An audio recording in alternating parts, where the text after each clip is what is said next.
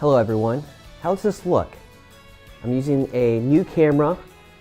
It's actually less expensive, but it's a good medium between how compact it is and the quality. So I'm planning on using this exclusively in the next coming weeks. And also, as far as game planning, I'm not sure if I'm capable, if I have time to do this, but my plan is a rapid fire set of videos this month. You might have heard Vlogmas from a lot of YouTubers out there. I'm doing this similarly. It's a rapid set of videos before and a little bit during the holidays. So this might be a one and done, but this is my attempt to do that.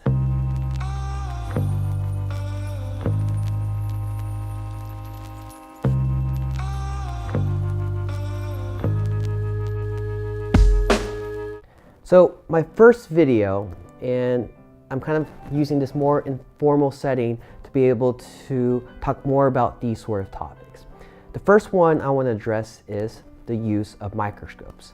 So the first question that I want to answer is, do we actually need the microscopes? And it's a valid question. I think the easy answer is to say absolutely. But we know that most of root canals are done by general dentists. We also know that a lot of the current generation of endodontists that have practiced for decades that are soon retiring, they grew up in a situation where they learned endodontics with their eye and maybe graduated to loupes.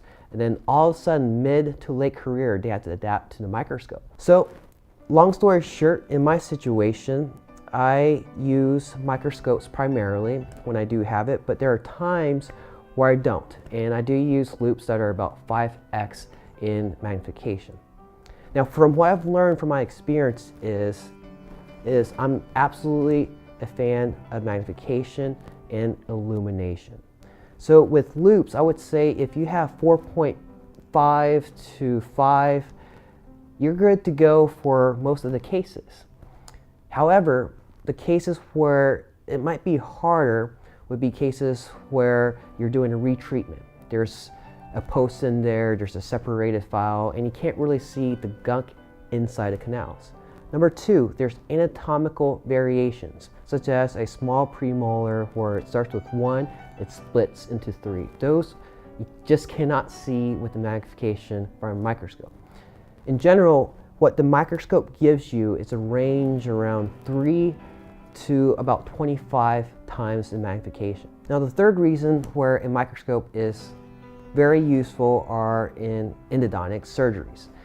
It is a lot easier and maybe the only practical way to be able to make a small window in your osteotomy and still be able to retroprep and feel the end of the root. So overall, I would say in most cases outside those three reasons, it's definitely very possible to just use loupes and do a really good job. Now, if you want to increase the sort of difficulty of cases, a microscope is definitely recommended. The one aside that I do want to talk about are calcified canals and looking for canals. And a lot of people would talk about how that is crucial in having a microscope to be able to visualize that. We'll talk about this more and maybe in this rapid fire videos in the month of December, but the truth is, more times than not, I'm actually looking at more of the global anatomy during my scouting of canals when I'm trying to look for it. I look at the external surfaces of the tooth more than actually on the inside. So that's a little bit teaser for one of the videos in coming.